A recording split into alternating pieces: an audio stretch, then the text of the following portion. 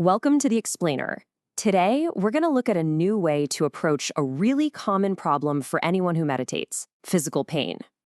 You know the feeling, right? We've all been there. You finally settle in, you start to focus on your breath, and then bam, a sharp pain in your knee, or maybe that dull ache in your back just takes over everything. It completely hijacks your attention, and it's so frustrating. It can feel like you've just hit a total wall. And what's the standard advice we usually get? Just tough it out. Treat it like it's some kind of test of your willpower. But what if just enduring the pain isn't really the most skillful or even the most effective approach? So let's explore a pretty fundamental shift in perspective here. The goal isn't to fight a war against pain, but actually to move toward, well, understanding it. And this quote, this is really the core idea. Your goal isn't to eliminate the sensation or to prove how tough you are. Nope. The real work, the skillful part, is to investigate it with a sense of curiosity, to separate the raw physical feeling from all the mental suffering we usually add right on top of it. So how in the world do you actually do this? Well, surprisingly, the very first step is to completely ignore the pain. That's right. Before you even think about confronting the discomfort, you need to give your mind a secure, pleasant home base. So find a spot in your body that feels good. Maybe it's your hands or your abdomen, and just let your awareness rest there with the breath. You're basically establishing an anchor of ease. And this slide illustrates a really key point. Courage in meditation doesn't come from sheer willpower. It actually comes from having a foundation of comfort and safety to retreat to. That's what gives you the strength to turn and face whatever's difficult. Okay, so once you're feeling grounded in that comfortable place, you're ready.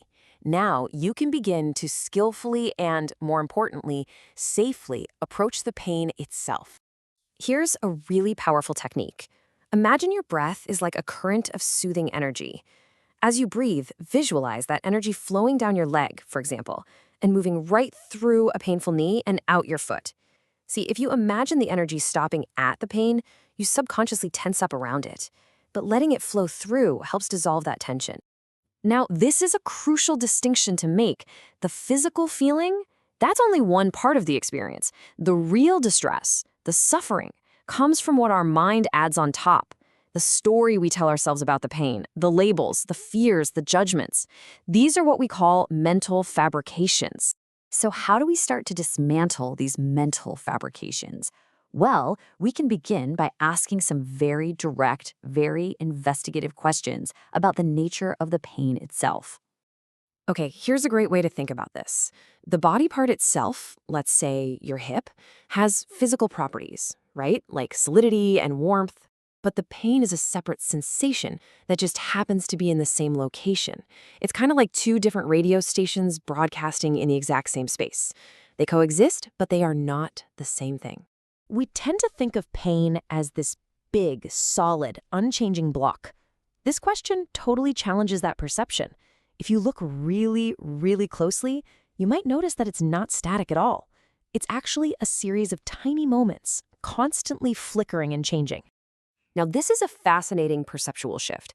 If you see the pain as something that's attacking you, you'll naturally tense up and suffer more. But what if you reframe it? What if you see each little flicker of sensation as something that is already vanishing the very moment it appears? In a way, it's always going away from you. That simple shift can radically alter the whole experience. All right, next, let's look at how our concept of time can just dramatically increase our suffering. You know, we do this all the time without even realizing it. We think, my knee has been hurting for 15 minutes, and I still have 20 minutes of this sit left. We're piling the memory of past pain and the anxiety about future pain onto the present sensation, and that makes it feel impossibly heavy. So the key is to release that burden. Just let the memory of the last moment of pain go and don't anticipate the next one. The only thing you ever have to deal with is the sensation happening in this immediate, fleeting present moment. And then you let that one go too. You know, a simple analogy can really help solidify this entire approach. Trying to hold onto, analyze, and carry every moment of pain with you, it's like plowing a field with a giant bag attached to your plow just to catch every clump of dirt. It makes the work exhausting and just so heavy. The skillful approach is to let the dirt, each moment of sensation, fall away as it passes.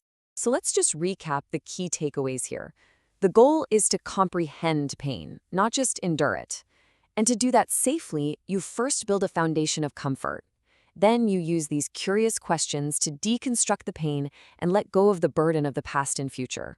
The crucial point in all of this is that by changing your relationship with pain, by meeting it with curiosity instead of resistance, you can reduce your mental suffering. Even if the physical sensation stays the same, you're uncoupling the sensation from the story about it. And this really shifts everything. Suddenly, pain transforms from an obstacle that ruins your meditation into an opportunity for profound insight. It becomes just another object of awareness, something you can learn from rather than something you have to fight.